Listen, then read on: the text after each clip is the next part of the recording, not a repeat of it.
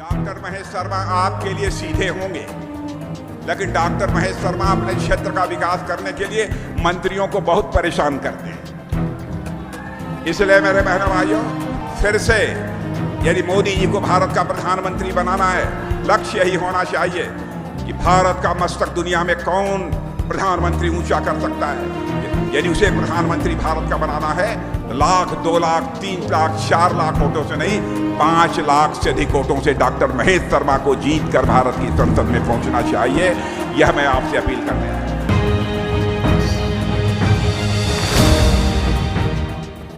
ठाकुरों में जोश भर गए राजनाथ सिंह। दादरी बिसाहड़ा। दादरी क्षेत्र के गांव में डॉक्टर महेश शर्मा के समर्थन में आए राजनाथ सिंह और क्षेत्र के लोगों को भारत की आत्मनिर्भरता की सच्चाई बता गए।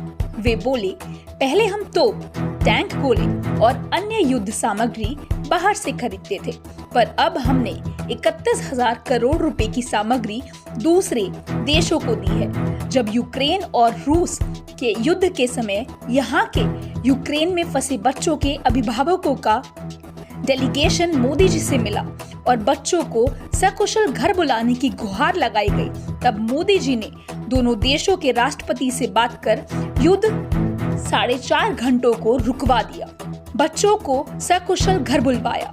दूसरी राजनीतिक पार्टियां सिर्फ राज करने के लिए राजनीति करती हैं, पर भारतीय जनता पार्टी सिर्फ राष्ट्र के लिए राजनीति करती है।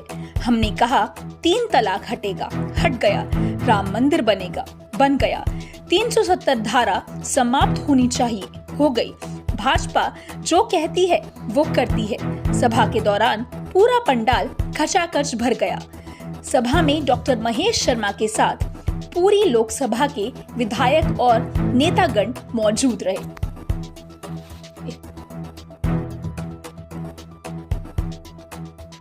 नमन करता हूं इस माटी को, मैं नमन करता हूं आप सभी को। मैं अपनी ओर से और आप सबकी ओर से आज एक ऐसे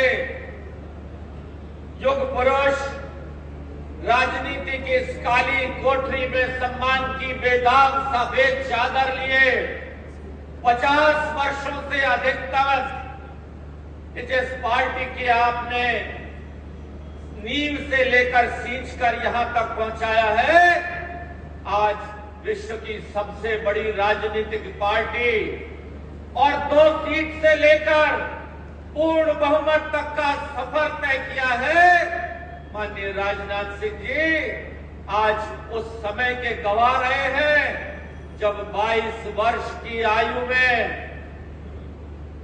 इमरजेंसी के समय में जेल में रहे और लगातार पार्टी की सेवा करते रहे।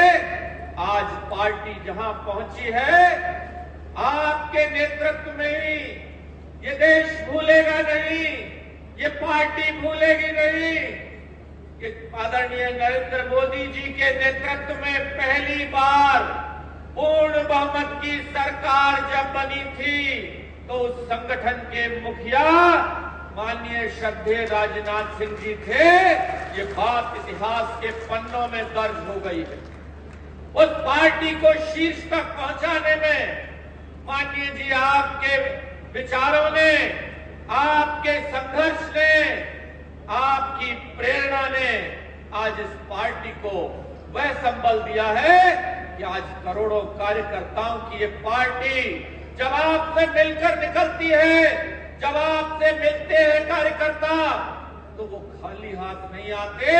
वो कहते हैं हम अपने मुखिया के से मिलकर आए हैं, हम अपने अभिभावक से मिलकर आए हैं, हम अपने संरक्षक से मिलकर आए हैं। माननीय राजनाथ सिंह जी का मैं आज अपनी ओर, आप सबकी ओर से, मेरी पार्टी के सभी कार्यकर्ताओं की ओर से हार्दिक अभिनंदन करता हूं, वंदन करता हूं। मंच पर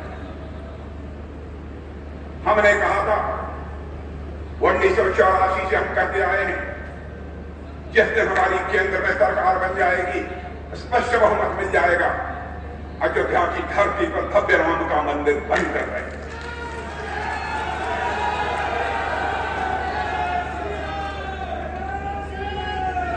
हम लोग आंदोलन कर रहे थे, हम लोग आंदोलन कर रहे थे, उस समय नारे लगाते थे, राम लला हम आएंगे, मंदिर यहीं बनाएंगे।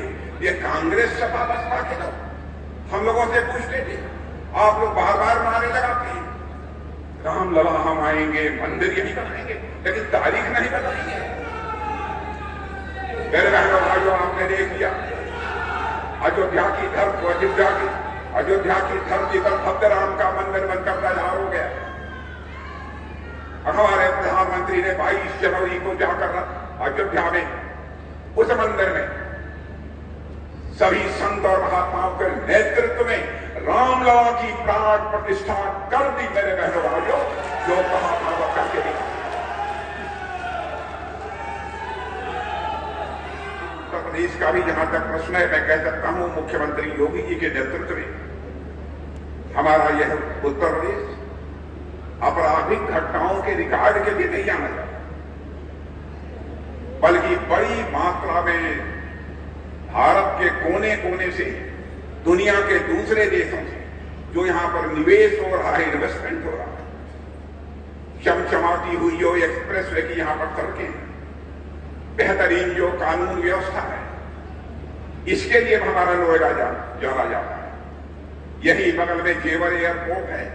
बहनों भाइयों, जब मैं उत्तर प्रदेश का मुख्यमंत्री था, मुझे अच्छी तरह याद है, जेवर एयरपोर्ट का प्रस्ताव लेकर भारत सरकार के पास सबसे पहले मैं गया था। बीच में दूसरी सरकारें आती रही यहां पर उत्तर प्रदेश में, उसे ठंडे बस्ते में डाल दिया।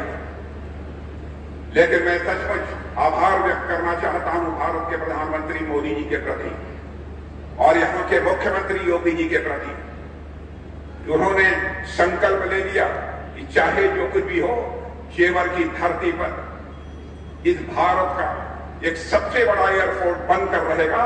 उसको हरी झंडी दिखाई और आज जेवर एयरपोर्ट का काम तेजी के साथ आगे बढ़ रहा है। क्या क्या विकास हुआ है उत्तर प्रदेश में, मुझे बहुत विस्तार में जाकर बताने की आवश्यकता नहीं है, आप सभी अच्छी तरह उससे परिचित हैं।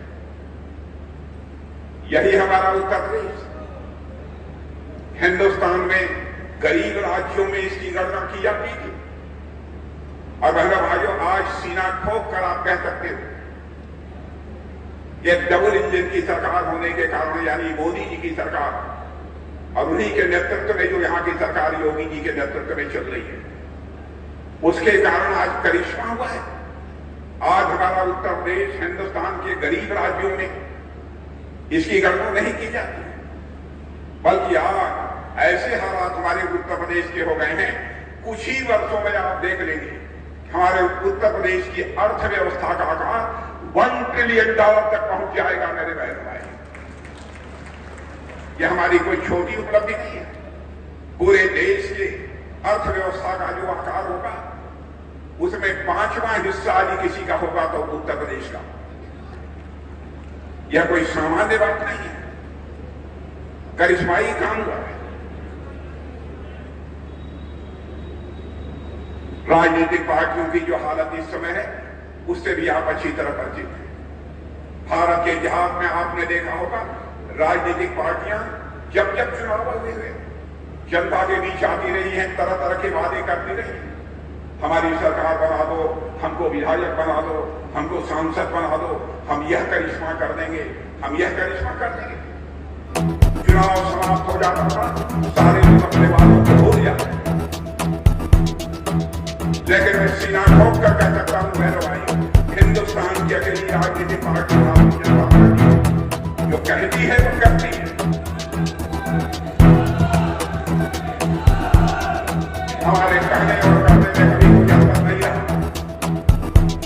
किसी को इस पर विश्वास न हो हमारी बातों पर, हमारे चुनावी घोषणा पत्रों को उठाकर देखें। बहनों भाइयों, आज से नहीं, 1951 से जब हम भारतीय जनसंघ के रूप में काम कर रहे थे, उस समय नहीं कहा था जिस दिन संसद के दोनों सदनों में हमें बहुमत मिल जाएगा, धारा 370 जिसके तहत जम्मू कश्मीर को एक विशेष दर्जा प्राप्त है, हम उसे चुटकी बजाकर समाप्त करेंगे। और आपने देखा धारा 370 को हमने समाप्त किया। न्यूज एशिया से मनीष शर्मा के